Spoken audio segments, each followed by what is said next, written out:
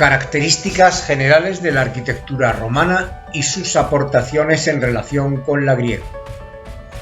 El arte romano hereda buena parte de las formas arquitectónicas griegas y etruscas, pero las recombina haciendo un uso sistemático del arco, las bóvedas de cañón y arista, y la cúpula semiesférica, creando obras colosales, manifestando un espíritu práctico. Los arquitectos romanos son más ingenieros que artistas, donde se da más valor a la masa que a la línea. Primeramente se emplea, como en Grecia, la piedra tallada o sillar, que es cuidadosamente aparejada, pero posteriormente se va sustituyendo ese material por la mampostería y el ladrillo.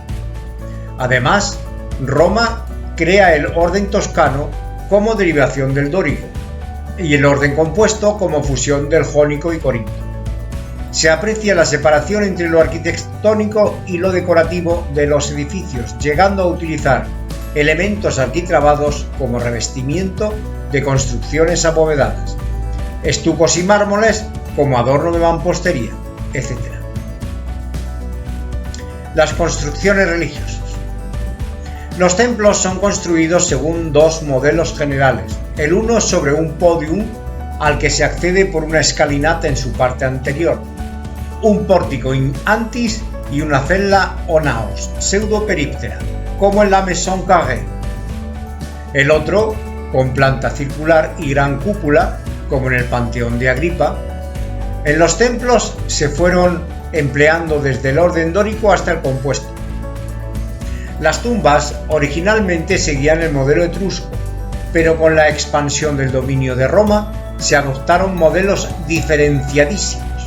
Unas veces se incineraban, nichos rectangulares o semicirculares para guardar las cenizas, y otras se inhumaban, forma de templo en Zaragoza, forma de templete helenístico con dos cuerpos, en el interior cuadrado y en el superior circular en Saint-Rémy, torre en Tarragona, pirámide en Roma, fantasía en Roma.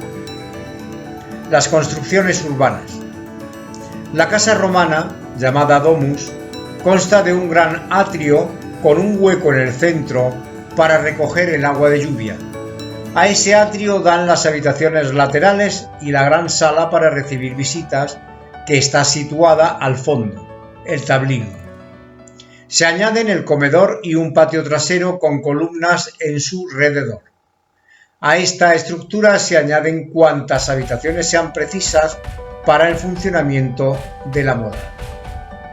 Además de la anterior domus, existieron otras viviendas como son la Vila Almenara Puras en Valladolid, Vila de los Baños en Arroyo de Lojanco en Jaén, que sería un domus en el campo al que se añadirían termas, establos, bodegas, pajares, herrería, panadería, lagar, almacenes, habitaciones para los siervos, etc.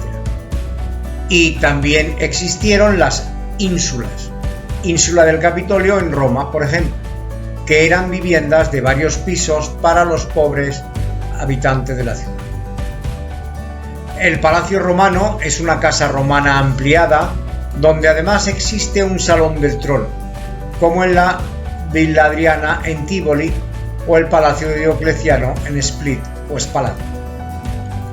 Las basílicas son edificios generalmente de 3 naves con un ábside en su cabecera. Estaban destinadas a impartir justicia y a realizar negocios. Se accedía por un lateral. La techumbre podía ser en madera o en bóveda. Un ejemplo sería la Basílica de Magencio y Constantino en Roma. Las termas eran construcciones de grandes proporciones en cuyo recinto existían habitaciones para baños calientes, llamados caldarium, templados, llamado tepidarium, y fríos, frigidarium, vestuarios, palestras, exedras, galerías, bibliotecas. Eran edificios para el baño y para reuniones sociales. Un ejemplo sería las termas de Caracalla en Roma. Los foros eran espacios urbanos amplios entre las principales calles. En ellos se situaban los principales edificios de la ciudad. Las construcciones para espectáculos.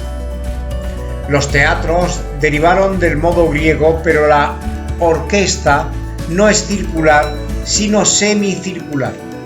La obra de fábrica del fondo de la escena está mucho más desarrollada en Roma que en Grecia.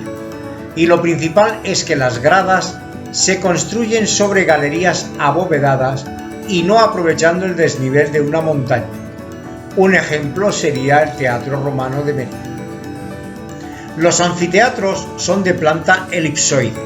Consisten en un doble teatro, con las gradas alrededor para el público y la arena en el centro para los espectáculos.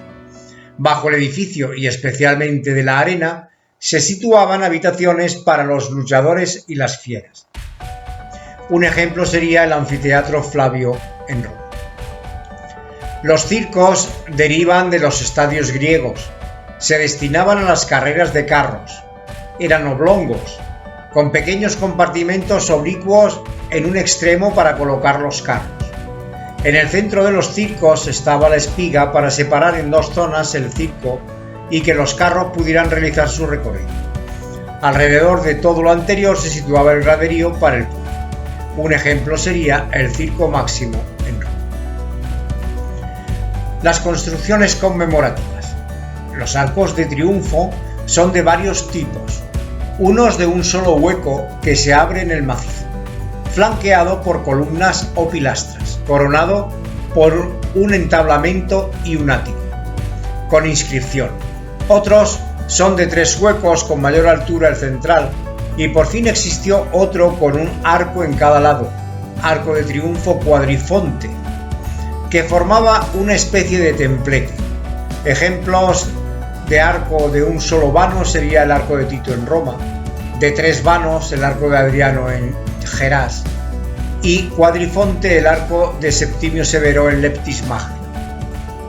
Las columnas conmemorativas se situaban en los foros, eran decoradas con relieves alusivos al motivo de su erección y coronadas por una estatua de bronce del emperador divinizado que la erigió. Ejemplo sería la columna de Trajano en Roma. Las construcciones de ingeniería. Las vías romanas fueron construidas para el desplazamiento rápido de las tropas y luego se emplearon también para otros fines. Todo el imperio se cubrió de vías. Ejemplo sería la Vía de la Plata en España. Los puentes fueron construidos con arcos de medio punto y con sillares. Servían para cruzar ríos y son de muy diversos tamaños. Ejemplo sería el puente de Alcántara en España. Los acueductos se erigieron en los valles para evitar la pérdida de altitud en el trasvase de aguas desde un pantano a una ciudad. Se realizaban con arcos de medio punto y con sillares. Ejemplo sería el acueducto de Segovia. Comparemos el templo y el teatro romanos con los respectivos griegos. Fundamentalmente, en Grecia el templo siempre parte del megarón, mientras que en Roma hay amplia diversidad, como hemos visto antes.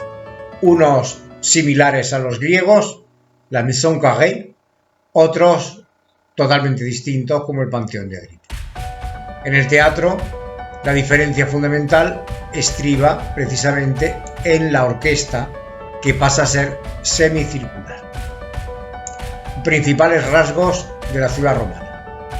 La ciudad romana de nueva planta se ajusta al terreno, pero con una estructura en damero, fundamentado en el cruce de 2 calles principales, el Cardo, que discurre de norte a sur, y el Decumano, que lo hace de este a oeste, y el resto de las calles serán paralelas a las anteriores. En el cruce del Cardo con el Decumano se crea el Foro, y alrededor de él se levantan templos, columnas conmemorativas, basílicas, teatros, anfiteatros, termas, circos, mercados. En una ciudad no pueden faltar las cloacas y las numerosas fuentes que son alimentadas por el agua de los acueductos. Ejemplos de estas ciudades serían Zaragoza, Florencia, Tingat y muchas más. Inicialmente las ciudades romanas carecían de murallas, pero con el transcurrir de los siglos fueron rodeadas por estas. Principales clientes del arte romano: y consideración de estos. En Roma los artistas siempre fueron considerados artesanos y sus nombres nunca merecieron ser recordados por sus coetáneos. Serán recordados los nombres de los ricos y poderosos que encargan las obras, como por ejemplo Anfiteatro Flavio, el Coliseo, Columna Trajana, Arco de Tito. En la anterior consideración influyó muchísimo el gusto por las obras griegas y la realización de numerosas copias de estas.